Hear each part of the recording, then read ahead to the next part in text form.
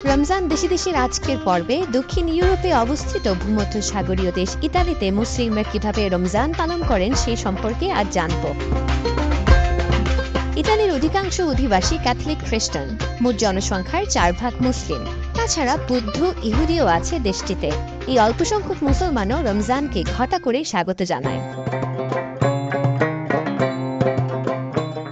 ইতালিতে ইসলাম নবাগত কোনো ধর্ম নয়, বরং ইতালির ভাগ্যোন্নয়নের অনেক কিছু হয়েছে মুসলমানদের নেতৃত্বে। ইসলামের সোনালী যুগে ইতালির সিসিলি দ্বীপপুঞ্জ মুসলিম শাসনাধীন ছিল। এখানে জন্মগ্রহণ করেন বিখ্যাত মুসলিম কবি ও দার্শনিক ইবনে হামাদিস সিসিলি। বর্তমানে স্থানীয় ও অভিবাসী মিলে ইতালিতে প্রায় 15 লাখ মুসলিম বসবাস করে। ইতালিতে ছোট বড় 450টি মসজিদ রয়েছে। রমজান মাসকে ইতালির মুসলিমরা ধর্মচর্চা ও ইবাদতের সুযোগ হিসেবে গ্রহণ করে। রমজান মাসে ইতালির মুসলিমরা আরবীয় খাবার সংগ্রহের চেষ্টা করে, যা মুসলমানদের কাছে বিশেষভাবে জনপ্রিয়। শহরের মুসলিম হোটেল ও রেস্তোরাঁয় ইফতার ও সেহরি করে। ইফতারে তারা বার্গার জাতীয় খাদ্য, নানাবিধ ফল যেমন মাল্টা, আপেল, আঙুর, বিভিন্ন ফলের রস খায়। সেহরিতে বার্গার ও বার্গার জাতীয় খাদ্য বেশি পছন্দ করে থাকে। রমজান মাসে আরব দেশ থেকে আমদানি করা প্রচুর খাবার ইতালিতে পাওয়া যায়।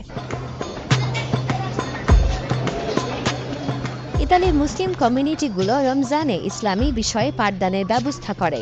সেখানে সাধারণত আরব আলেমদেরকেই আমন্ত্রণ জানানো হয়।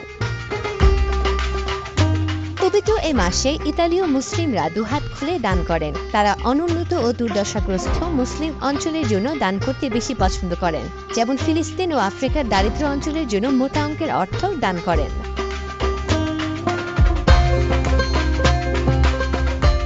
পবিত্র রমজান মাসকে ঘিরে ভেনিসের কয়েকটি বাঙালি মালিকানাধীন রেস্তোরাঁ ইফতার আয়োজন করে।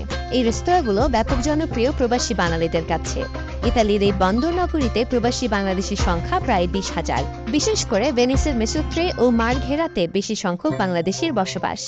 এসব দোকানে ছোলা বুট, পেঁয়াজু, বেগুনি, বুন্দিয়া, আলুর ডিম চপ, হালিম, শরবত, লাচ্ছি, জিলাপি সহ নানা রকম খাবার তৈরি হয়। প্রবাসীরা এসব দোকান থেকে পণ্য কেনার পাশাপাশি পরিবার নিয়েও ইফতার করতে আসেন। মেসোত্রের আলমদিনা বাংলা মিষ্টিঘর ও দেশ ফাস্ট ফুড এবং মারঘেরার বাংলা মিষ্টিঘর সহ বেশ কয়েকটি রেস্তোরাঁয় বসে ইফতার সেরে নেয়।